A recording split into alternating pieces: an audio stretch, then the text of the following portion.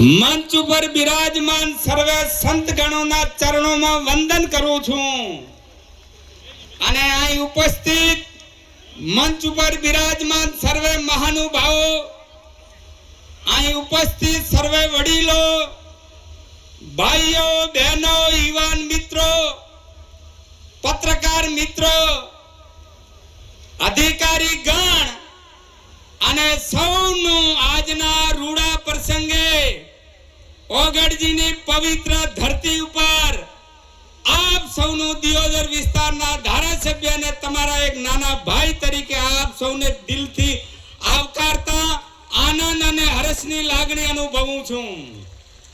મિત્રો, આજથી 5000 વર્ષ પહેલા શ્રીમદ ભગવદ ગીતામાં કૃષ્ણ ભગવાને કહ્યું છે કે સમયની માંગને અનુરૂપ જે મનુષ્ય પોતાની જીવન વ્યવસ્થા ગોઠવશે એ હંમેશા સુખી થશે, એની હંમેશા પ્રગતિ થશે. અને ભગવાનના સંદેશાને અનુસરીને થરાદ વાવ, બનાસકાંઠા અને પાટણ જિલ્લાના ઠાકોર સમાજના સામાજિક, રાજકીય અને શૈક્ષણિક ધાર્મિક આગેવાનોએ ભેગા થઈ આપણે આ વાત મૂકી હતી. આજે 4 જાન્યુઆરી છે, પણ વાત મૂકી હતી આપણે લાભ પાંચમના દિવસે. અને લાભ પાંચમના દિવસે આપણે નિર્ણય કર્યો હતો કે આનું મનોમંથન થવું જોઈએ. અને પૂરા વલોણના અંતે, પૂરા મનોમંથનના અંતે આજે આ સમાજનું નવું બંધારણ એનું આ મહાનુભાવોના હાથે વિમોચન થવાનું છે અને વાંચન થવાનું છે. અને આપણે સૌએ સંકલ્પ કરવાનો છે. સંકલ્પ એટલે મક્કમ નિર્ધાર. બીજું જે થવાનું હોય થાય, પણ આ કામ કરવું એને કહે છે સંકલ્પ. સંકલ્પ કર્યો તો મહાત્મા ગાંધીએ કે કાગડો કે કૂતરાના મોતે મરીશ પણ આ દેશને આઝાદ કરીને જ રહીશ. તો જે અંગ્રેજોનો સૂરજ નતો આથમતો એ અંગ્રેજોએ આ દેશ છોડીને ચાલા જવું પડ્યું હતું. આ સમાજે સંકલ્પબદ્ધ બનવાનું છે. શેનો સંકલ્પ? એક સમાજ, એક રિવાજ.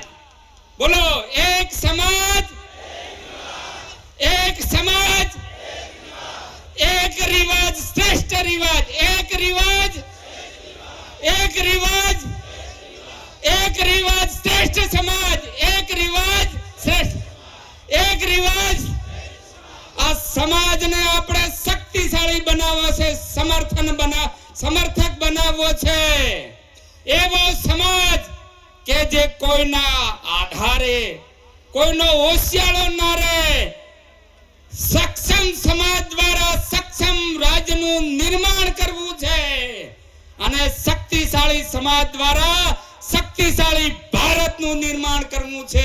એ આપણો ઉદ્દેશ છે. અને ઉદ્દેશ માટે આપણે મળ્યા છીએ ત્યારે તમારે સંકલ્પ કરવો પડશે. કરશો ને? તો પહેલા જ બંધારણમાં આવે અને પહેલા હાથ ઊંચા કરીને ઓગળજીની જય બોલાવો. બોલો ઓગળજી મહારાજ કી. મીડિયા વાળા બોલો ઓગળજી મહારાજ કી. મિત્રો, આપણે સંકલ્પ એટલા માટે કરવો છે કે આગામી સમયની અંદર આ બંધારણનો પૂરેપૂરો અમલ થાય. એના જે નાણાંનો બચાવ થાય એ નાણાં આપણે શિક્ષણમાં વાપરવાના છે. શિક્ષણ એ જ 21મી સદીમાં શક્તિ છે અને શિક્ષણથી સમાજને શક્તિશાળી બનાવવા માટેનો આપણો ભગીરથ પ્રયત્ન છે. જે સમય બચાવવાની વાતોમાં કરી છે, તો સમય ખૂબ કિંમતી છે. જે સમયને ઓળખી શકે છે એ જ મહાન થઈ શકે છે. એટલે આપણે સમય બચે અને એનો બીજો ઉપયોગ સમાજ અને દેશ અને રાજ્યના વિકાસમાં સમાજ યોગદાન આપી શકે એટલા માટે આપણે આ નિયમો બનાવ્યા છે. અને અંતમાં મારે એટલી વાત કરવી છે, શક્તિશાળી બનવું છે. બધા બોલો, શક્તિશાળી બનાવવો છે સમાજ. તો આળસને ખંખેરી નાખો. આળસ એ જીવતા મનુષ્યની કબર છે. એક કબરને દફનાઈ દો અને આજથી બધા જ મહેનત કરવા માંડો. ભગવાને ગીતામાં કર્મને સર્વશ્રેષ્ઠ ભક્તિ કહી છે. તો કર્મના માધ્યમથી આ સમાજ, કામના માધ્યમથી, મહેનતના માધ્યમથી આ સમાજ એ પૂરેપૂરો શક્તિશાળી બને એના સંકલ્પ માટે આપણે મળ્યા છીએ. યુવાનો મોટી સંખ્યામાં છે તો યુવાનોને કહેવું છે કે આ જવાબદારી તમારી છે. યુવાન કોને કહેવાય? કિનારો से टकरायु से तूफान कहते हैं, मगर तूफान से टकरायु से युवान कहते हैं. वो जवानी जवानी नहीं, वो जवानी जवानी नहीं जिसकी कोई कहानी न हो, उन आंखों की कोई हस्ती नहीं है जिन आंखों में पानी न हो. આ સમાજ માટે પાણી બતાવવાનો છે અને સમાજના યુવાનોને હું આહવાન કરું છું, આમંત્રિત કરું છું. મારી 63 વર્ષની ઉંમર છે પણ કામ કરવા, સમાજની કામ કરવા માટે કોઈ પણ યુવાન સાથે હરીફાઈ કરવાની મારી તૈયારી છે.